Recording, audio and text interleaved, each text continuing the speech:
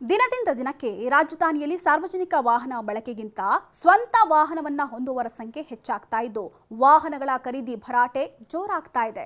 ಹೀಗಾಗಿಯೇ ಕಳೆದ 6 ತಿಂಗಳಿನಲ್ಲಿ 3 ಲಕ್ಷ ಹೊಸ ಖಾಸಗಿ ವಾಹನಗಳು ನಗರದ ರಸ್ತೆಗಿಳಿದಿವೆ. ಹೌದು, ಸದ್ಯ ನಗರವಾಸಿಗಳಲ್ಲಿ ಸ್ವಂತ ವಾಹನವನ್ನ ಹೊಂದುವಂತ ಹಂಬಲ ಹೆಚ್ಚುತ್ತಾ ಇದ್ದು ಪ್ರತಿನಿತ್ಯ ಹೊಸ ಕಾರು, ಬೈಕ್ಗಳು ರಸ್ತೆಗಿಳಿತಾ ಇವೆ.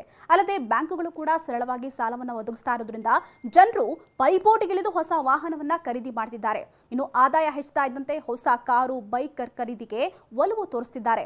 ಮತ್ತೊಂದಷ್ಟು ಜನ ವಾಹನಗಳ ಮೇಲಿನ ಪ್ರೀತಿಯಿಂದ 2-3 ವಾಹನಗಳನ್ನ ಖರೀದಿ ಮಾಡ್ತಿದ್ದಾರೆ. ಇದರ ಪರಿಣಾಮ ನಗರದಲ್ಲಿ ಖಾಸಗಿ ವಾಹನಗಳ ಸಂಖ್ಯೆ ಹೆಚ್ಚಾಗ್ತಾ ಇದ್ದು ಜೂನ್ ಒಂದೇ ತಿಂಗಳಲ್ಲಿ ಹೊಸದಾಗಿ 49,620 ಖಾಸಗಿ ವಾಹನಗಳು ನೋಂದಣಿಯಾಗಿವೆ. ಇನ್ನೊಂದು ಆತಂಕಕಾರಿ ವಿಚಾರ ಅಂತ ಹೇಳಿದ್ರೆ ಸದ್ಯ ಬೆಂಗಳೂರಿನ ರಸ್ತೆಗಳ ಸಾಮರ್ಥ್ಯಕ್ಕಿಂತ ಹೆಚ್ಚಿನ ಸಂಖ್ಯೆಯಲ್ಲಿ ವಾಹನಗಳು ರಸ್ತೆಗಿಳಿತಾ ಇರೋದು. ಹೌದು, ಜನಸಂಖ್ಯೆಯಷ್ಟೇ ವಾಹನಗಳ ಸಂಖ್ಯೆ ಕೂಡ ಹೆಚ್ಚಾಗ್ತಾ ಇದ್ದು ಇದರಿಂದ ಟ್ರಾಫಿಕ್ ಸಮಸ್ಯೆ ಮತ್ತಷ್ಟು ಉಲ್ಬಣವಾಗ್ತಾ ಇದೆ. ಇನ್ನು ಬೆಂಗಳೂರು ನಗರವು ದೇಶದ 2ನೇ ಅತಿ ದೊಡ್ಡ ಮೆಟ್ರೋ ರೈಲು ಜಾಲ ಹೊಂದಿದ್ರೂ ಕೂಡ ಬಿಎಂಆರ್ಸಿಎಲ್ ಸೀಮಿತ ಪ್ರದೇಶಕ್ಕೆ ಮಾತ್ರ ಸೇವೆಯನ್ನು ಒದಗಿಸ್ತಾ ಇದೆ. ಸದ್ಯ ಬಿಎಂಟಿಸಿಯಲ್ಲಿ 6,835 ಬಸ್ಗಳಿದ್ದು ಜನರ ಬೇಡಿಕೆಗಷ್ಟೇ ಪೂರೈಸುವಂತಹ ಒತ್ತಡದಲ್ಲಿದೆ.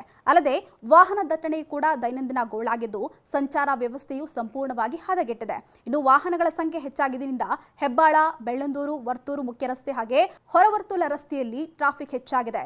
ಇನ್ನು ಇದೇ ರೀತಿ ವಾಹನಗಳ ನೋಂದಣಿ ಮುಂದುವರೆದರೆ 2026ರ ವೇಳೆಗೆ ನಗರಕ್ಕೆ ಹೊಸದಾಗಿ 5 ಲಕ್ಷಕ್ಕೂ ಹೆಚ್ಚು ವಾಹನಗಳು ಸೇರ್ಪಡೆಯಾಗಲಿದ್ದು ಟ್ರಾಫಿಕ್ ಮತ್ತಷ್ಟು ಉಲ್ಬಣವಾಗಲಿದೆಯಂತೆ.